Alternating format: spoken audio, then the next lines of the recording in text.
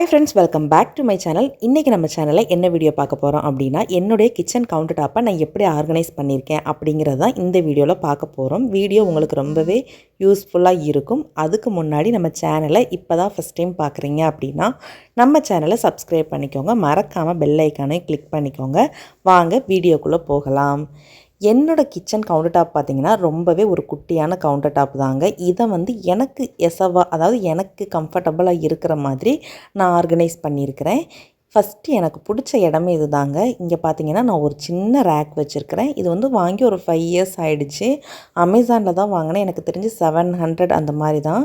இதில் மேலே என்னென்ன அரேஞ்ச் பண்ணியிருக்கீங்கன்னு பார்த்தீங்கன்னா, ஃபஸ்ட்டு நாட்டு சக்கரை, 2வது வெள்ளை சக்கரை, 3வது டீ தூள், 4வது இருக்கிறது பார்த்திங்கன்னா ஃபில்ட்ரு காஃபி போடுற அந்த ஃபில்ட்ரு காஃபியோட ஃபில்ட்ரு. பக்கத்துலேயே குட்டி டப்பா வந்து காயத்தூள் வச்சுருக்கிறேன். இதெல்லாம் வந்து கைக்கு பக்கமாகவே வைக்கக்கூடிய ஒரு பொருள் தான். டக்குன்னு டீ போடுவோம், ஸோ இதை அப்படியே எடுத்துக்கலாம். அதுக்கு கீழே பார்த்திங்கன்னா ஒரு ட்ரே வச்சு அதில் வந்து ஃபஸ்ட்டு ஒரு ஸ்டாண்டு வச்சுருக்கிறேன். அதில் என்னென்ன போட்டு வச்சுருக்கேன்னா கத்தி, கத்தரிக்கோல், அப்புறம் வந்து தேங்காய் துருவுறது, அந்த மரக்கரண்டி ஒரு 2 கரண்டி வச்சுருக்கிறேன். அதையும் அதுக்குள்ளே தான் வச்சுருக்கிறேன். இதெல்லாம் வந்து நான் டக்குன்னு எடுக்கக்கூடிய பொருள் தான். பக்கத்துலேயே பார்த்திங்கன்னா நம்ம சமைக்கிறதுக்கு தேவையான ஆயில் பெரிய டப்பா வந்து கோல்டு வினர் வச்சு, அதுக்கு பக்கத்தில் இருக்கிற ஒரு மீடியம் சைஸில் இது வந்து தேங்காய் எண்ணெய் வச்சுருக்கிறேங்க. அந்த குட்டி சம்பளமாக இருக்குது பாருங்கள், அதில் நல்லெண்ணெய் வச்சுருக்கிறேன். இது வந்து சப்பாத்தி தோசைக்கெல்லாம் தொட்டுக்கிற மாதிரி வச்சுருக்கிறேன். எந்த விதமான ஆன்லைன் ஆர்கனைசேஷனுமே கிடையாது. இந்த இப்போ உள்ள சப்பாத்திக்கு தொட்டுக்கிறது கூட பார்த்திங்கன்னா சந்தையில் கடையில் வாங்கினதா ஒரு 10 ரூபா தான் வரும். பக்கத்தில் வந்து பெப்பர் கொட்டுறது அந்த இது வச்சுருக்கிறேன் பாட்டில். அதுக்கப்புறம் நெய் டப்பா வச்சுருக்கிறேன். இதுதான் அந்த இடத்துல வச்சுருக்கிறேன். இது வந்து நம்ம எப்போயுமே எடுக்கக்கூடிய பொருள் தான். பக்கத்தில் ஸ்விட்ச் பாக்ஸ் இருக்குது. இது வந்து மிக்ஸி கிரைண்டர் அரைக்கிறதுக்கு வேண்டி. அதுக்கு அப்படியே பார்த்திங்கன்னா லெஃப்ட் சைடு உப்பு ஜாடி வச்சுருக்கிறேங்க. அதுக்கு மேலே இருக்கிற மூடியை உடச்சிட்டேன். ஸோ ஒரு குட்டி மூடி போட்டு மூடி வச்சுருக்கிறேன். பக்கத்தில் வந்து சாப்பிங் போர்டு இருக்குது. இவ்வளோ தாங்க இதுக்கு பக்கத்தில் வச்சுருக்கிறேன். அதுக்கு அப்படியே ரைட் சைடு வந்தீங்கன்னா அடுப்பு, 2 அடுப்பு இருக்கிற கேஸ் அடுப்பு தான் வச்சுருக்கிறேன். ஒன்றில் பால் இருக்குது, ஒன்றில் வந்து ராகி தோசைக்கு வந்து அரிசி ஊற வச்சுருக்கிறேன். இதுதான் இதுக்கு கீழேலாம் வந்து சாப்பாடெல்லாம் இறக்கி வைக்கிற அளவுக்குலாம் பெருசால ஸ்பேஸ் இல்லைங்க. இருந்தாலும் நான் வந்து ஸ்பேஸ் இருக்கிற அளவுக்கு கொஞ்சம் ஃப்ரீ பண்ணி வச்சுருக்கிறேன். இப்படி தான் இருக்கும். டெய்லி அடுப்பெல்லாம் கழுகிடுவேன். கழுகக்கூடாதுன்னு சொல்லுவாங்க, எனக்கு கழுகுனா தான் பிடிக்கும்.